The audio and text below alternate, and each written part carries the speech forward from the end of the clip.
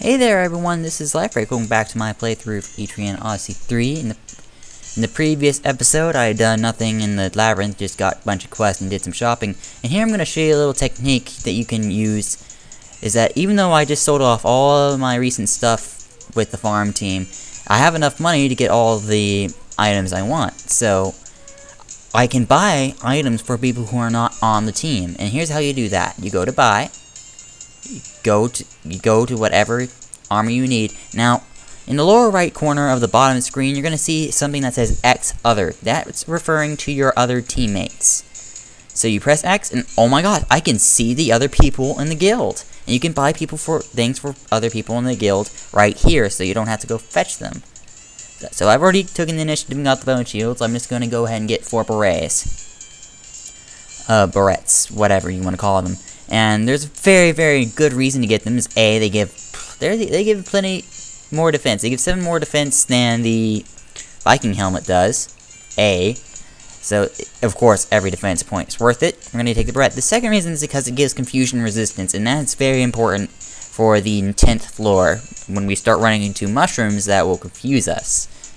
So, I think it's an extremely important thing to get. It gives plenty of defense. Not as much defense as the White Brim, but it's also about 400 cheaper than the White Brim, so... In my opinion, it's very worth getting the Barrette. I'm gonna get it for everyone except Zara, because she values the DP and not so much the defense. And plus, if she gets confused and randomly attacks one of my team members, it's not gonna do much. So, there we go. Berets for everyone, except one person. So, okay. Now that that's out of the way, let's actually do what I've been neglecting to do for the past few episodes, and that's actually make progress on the 9th floor. Alright, let's get this going. Start with going through this exit. Alright, let the good times roll. Let's do this. Starting out with just basic one entrance to the next exit, we're gonna run into more FOE things, and I should have rested till the evening. I actually kind of forgot that concept. You gotta rest if you want to avoid the FOEs. The FOEs are asleep at night, so that's one good thing you should probably try to remember that I haven't been remembering to do. Can't follow my own advice. Does that make me a horrible person? Beats me. That's your opinion. Yep. And I believe that goes on that way. Nope. Not erasing walls that I've already made that are correct. Come on. Right here. Go through here.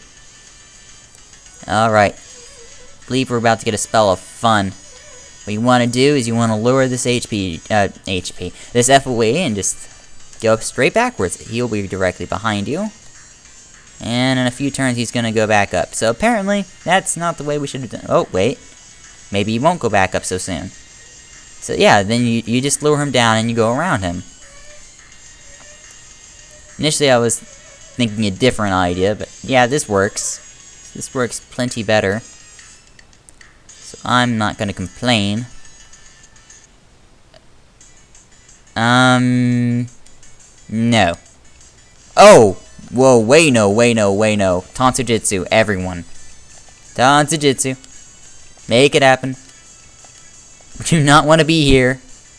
Do not want to be here. Thank you. Well, that was embarrassing beyond belief. Okay, I'm really glad I got everyone Tansujutsu now. That's good. Let's actually do this with the team that was designed to do it. That may help just a little bit. Alright, and let's get the limit skills in before I forget spectacularly.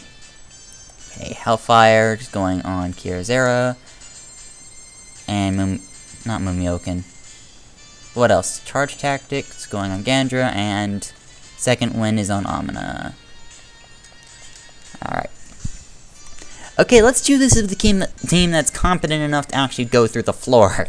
That sounds like a great idea. Wow, I can't believe I spaced off on that of all things. Well, it looks like we get to do this nonsense again. The nonsense of having to lure him and then go backwards. Just Go straight for them, go all the way back, then go all the way around. It's not that hard. Good idea, run into the fight before the FOE. Stego! Now, basic observation skills. I'm going to tell you, if you're using a mage, always use the Etheric Charge. Do not just go straight for the fire. Because this thing has a lot of HP, and I mean a lot of HP, that my physical attackers are going to take like 5 turns just to get through it. The Etheric Charge does make it 1 turn faster than if you don't use Etheric Charge. So, bam. Useful thing about Etheric Charge. In normal fights, of all things. Not exclusively for bosses. There's a lot of skills that seem to look like they were meant for bosses, but are not. And that's an example right there's Etheric Charge. You'd think you'd only need to charge up your attacks for bosses. Well, in this game, eventually the normal monsters get to the point where you need to Etheric Charge before you hit them. And Etheric Charging before you use an multi-hit attack like the binaries is also a good idea. Also, walk to the end to get this. This is just a loop.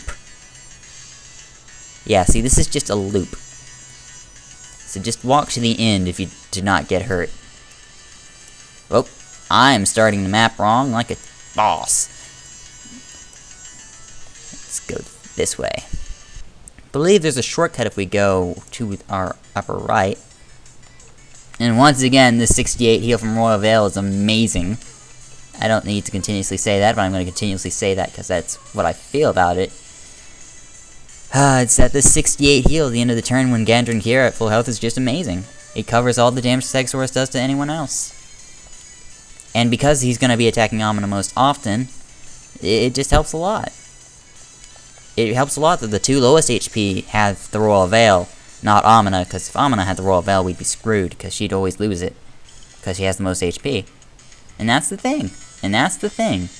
Enemies prioritize targets with the highest HP. I've already said this, but you know what? I gotta say it again for emphasis. Emphasis! You know, that nice word that just declares itself infamous for its emphasis. I'm pretty sure I was going with something there, but I am pretty sure I've already made my point, so I'm just gonna say again it was for emphasis. And no, there's not a shortcut here. Is it right here? Yes, it is. Bam. Shortcut. In case you know you don't want to go around that FOE and you don't want to get hurt and stuff like that. Or if you want quick access back to that camp point. That helps too. Hey look, another Stego. I'm getting really used to seeing these guys. No, I'm not going to waste the Hellfire combo on the Stego. The Stego is just easy enough for me to kill so long as I'm, focused. I should be just fine. Also, against these fights, like fights where there's one enemy that's usually going to hit one target, is the fights I'm going to just boss through, because they're usually going to hit Amina, and then Gandrin Kiera is just going to, like, 92 heal her back up to where she's at max HP again. It's really wonderful for this 3rd, 4th stratum area. 5th stratum it starts becoming a little less useful, but it's still useful in my opinion. In my first game, I used a much different party from this one. That was a little bit more focused at its job and more focused on dealing damage, and this team's more of a defensive heal type team. I think I can share with, if my memory serves me, I can share with you what my team was in my first successful playthrough of this game. And I believe it was front row Gladiator, Hoplite, Princess, back row Arbalist, and Monk. I think. No, Arbalist and Ninja. There we go. That was my original team. Yes, that was my original team. I keep thinking about it. It's like, yeah, there was a Ninja in there, and Ninja and Arbalist were the back row, and I know I had a Hoplite and Princess in the front row. That was my original team. As you proceed through the scorching depths, you spy a giant ant ahead of you. It doesn't seem to have noticed you, and its antenna wave as if searching for something. Remember the quest you agreed to do concerning the fruit the ants like. This ant might be in search of that fruit now. You can follow the ant if you wish. Now, to get the maximum reward for this quest, you're going to need to beat up all the ants you can after you chase this one. But I'm just going to tell you, you don't have to worry about catching up to this one instantly. So if your limits are not quite back at max or something like that, you can focus on doing that. And by the way, they're not really FOEs. They're just normal enemies that appear on the map. So don't treat these like FOEs. They're really just kind of like normal monsters, except they're appearing on the map. And this is the first and only time the game does it. Is where a weak like Mook is actually taking the form of an FOE, and it's really just a weak Mook. Oh, and these burned tiles are mandatory. Nope, no getting around them. You cannot avoid these. But then again, if your team doesn't heal in some form or fashion, I'm kind of going like, why? So, that's my explanation. All physical attackers, attention to the route on Azushi. We'll let Zero take care of the other guy.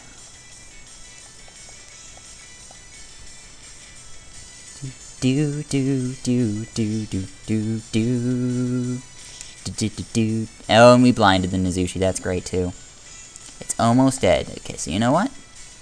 Grant that Shark Arms. Kiara, you aim at that thing. Gonna use Firestar on that thing, and you're gonna attack that thing. Because I know he can take all of these hits. And now that Vincent's doing decent damage is making me happy. Like, no, I'm not shizzing you, it's making me extremely happy that Vincent's doing good damage now. At least relatively comparable damage to everyone else. Like, see, Kiara does 46, Vincent does 23. Vincent's not that great, as great as an attacker as Kiara, but that's still pretty much better than when he was using the other one. Because Lances hit through both rows, and I got the Predatory Fang, yeah! That yeah was totally random and uncalled for. I liked it. Also, I need to get out of this if I want my Monarch March to work. That's one downside, is that your Monarch March is if you're using Monarch March to heal it, you actually don't heal on it. You just recover what you lose. And if you're already at a low HP value, you're not truly recovering HP until you get off the damage floors. I need to map this a bit more clearly. And that goes that way. We want to go this way. Also, does Vincent have Keen Eye? Yes, he does. Pro tip. Ooh, let's mark these. Game. I was worried because it kind of froze. Well, I'm not going to concern myself with that. Basically, you can use your farmers to detect all the FOEs on the floor and just map them preliminary. I probably should have showed that off earlier, because I was able to do that ever since I got Keen Eye in the first place. Ever since day one, I could have been doing that, but I didn't do it, for whatever reason. So that's a good way to detect FOEs and their patterns early on, is by using Keen Eye. Even though it's only 5 turns on the first level, if you use a farmer with 2 market, you can just use that to detect their patterns. I never realized you could have used that for that purpose before. I mean, I've done it before in my first game, but I never thought of remembering it. Carefully watch the ant. It begins to frantically circle one large tree. Could there be something in this tree that you cannot see? You take a step closer to take a great look. And let's hope this isn't a Mook. The ant notices you. It advances, clicking its mandibles tight, threateningly. This will be a bad fight, certainly. As you hurriedly draw your weapons, the ranged ant attacks. And so do we. Alright, Pomona Taker. You can take this Pomona Taker at any pace you want. It's these next ones that will spawn after it that you're going to want to pick up the pace and kill as fast as you can. So, just hit the auto button. And let's see how this goes. Oh no, everyone's evasion's down. This guy kind of mimics the killer ants we're going to see on the next floor. Except he's very easy. As you can see, I just had the auto on for 3 turns and he's down. Because Vincent's useful again. Also, Vincent gained a level somehow. I just noticed that. You are going to keep getting Beast Roar until that's maxed. And then Primal Drums, and then after that you're going to either go for TP up or I'm going to start with the Wild Mastery and hopefully we can get one of these calls.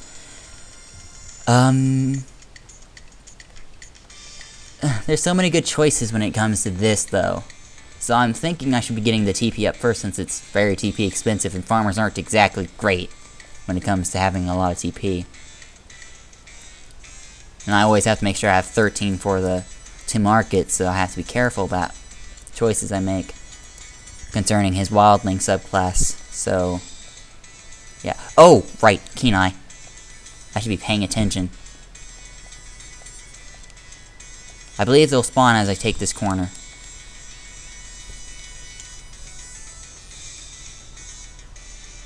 I know they spawn sometime.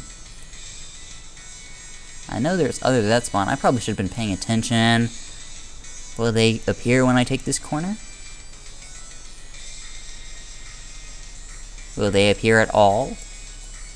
Did I miss them?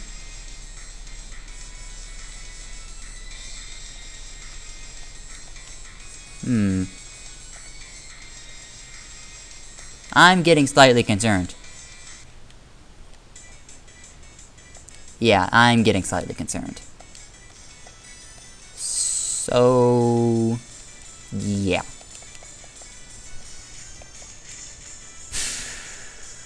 Flameclaw. Miss? I'm not gonna get his Flameclaw if I don't... Okay, you guys start focusing on an egg. We'll just let Zara finish it off. Dun dun dun dun dun. Bam. Okay, for reals this time, will you hatch so I can demonstrate your potential? Hatch, please. Okay, this time for reals. I'm just gonna sit here, defend like crazy, and go like, will you hatch already? Okay, shell increases defense, it doesn't matter. Defend, defend, defend, defend, defend, defend. Shell increases defense is extended, that's great. Hatch already, defend. Whenever you feel like it. Whenever you feel like it. Beginning to move, he's beginning to move. When will he move? When will he try to obliterate us all? There we go, okay, meet the Dragon Pup. I believe he's weak to ice. And if he's not, well, this is the best time of all to check it, so...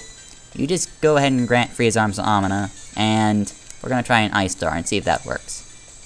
Yeah, Vincent, you can keep defending. The pup does have like a flamethrower attack that will hit everyone in the front row, and yes, it is weak to ice. I am a genius. Is it weak to anything else besides ice? Is it weak to like all the elements?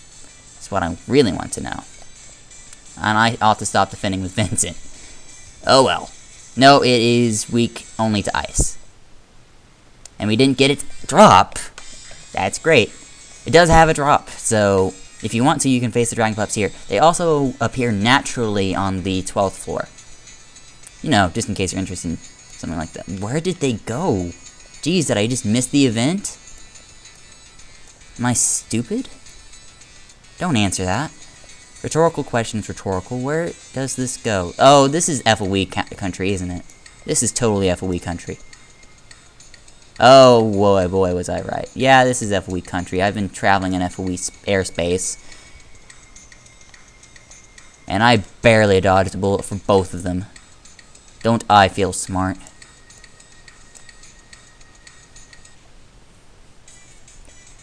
And preemptive strike. Okay, for real this time. Let's kick some face. Binary ice. And this time actually get the Flame Claw. That'd be extremely nice. 45, 128 dead, 46. Awesome! Just what I always wanted. Grant Shock. Volt Star. And attack. Volt Star, and Amina's attack might finish it off? Yes, awesome. Attack, Volt Star, and attack. Zara is running dangerously low on DP, but this is to be expected. Yep, alright, got some stuff. Do I have Amritas? Of course I have Amritas. I have a lot of Amritas. Zara, you can just take a nice lifetime supply. It's been 15 minutes at the very least on this video. I'll give it another 10. If I know what's good for me. I want to try finishing this this floor on this episode. That may or may not happen. And yeah, I am starting to think that I missed the rest of the Pomona takers. Like a... I should have been paying attention. This is entirely my fault. I take the blame for missing the rest of this quest. You do get better reward if you do it all. And also there's like there's another take point down there. Really? Do we need that many take points? This looks like it just ends the corner. Right? Yeah, this little corner has like a little take point in it. Well, okay then. Don't need that, like, ever. It's, as I've said before, it's usually like the first one you visit is the most effective one for some reason. Okay, well now we're just gonna cut in this guy's space for no other reason other than we can. I believe that's a dead end, but I can't really see. I've always been tested for blindness. And that's not a good thing. Nah, I'm kidding. I'm not blind. Otherwise, I would not be doing this right now. That looks like a dead end. I want to say that's a dead end. I'm going to say that's a dead end. And we're not going to regret that. I'm going to erase this wall, because I'm uncertain about that wall. I don't know what the problem is. Problem is I'm getting into this set too much. I'm going to see you guys in a bit. Alright, I'm trying to get it to hatch again, and I went ahead and cut to this point. Still moving. It's been moving for like 5 times-ish now. Does it not want to get out? Is this a late baby? Come on. No? Okay, it's been 11 turns. You can hatch now. Like, seriously, they hatch usually around turn 8. Whenever you feel ready, dude. Come on. Do not make me wait till 15. Turn 15, and I'm just gonna give up on you, because you're way too comfortable in there. Alright. Your death.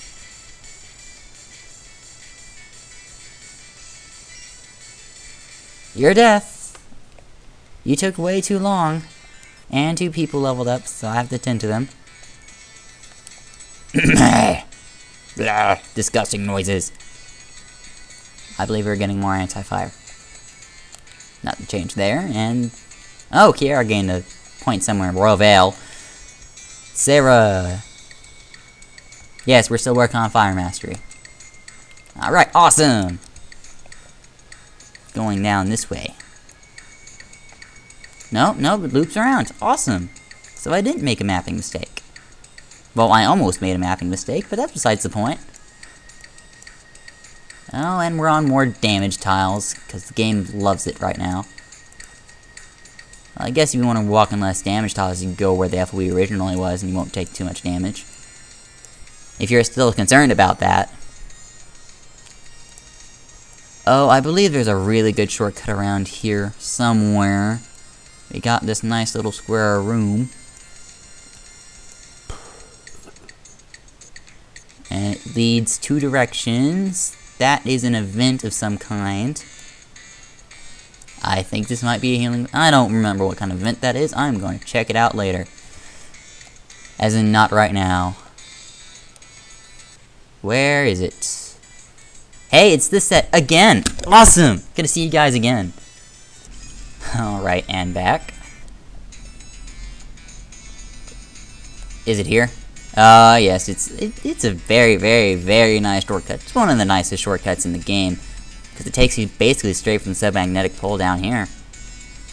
Essentially, you just have to do like one little U-turn and that's it. And you're on your way to the stairs. It's really amazing. Oh, and hey, guess what I just mentioned? The stairs. Guess what we're doing next time? It's definitely not the 10th floor.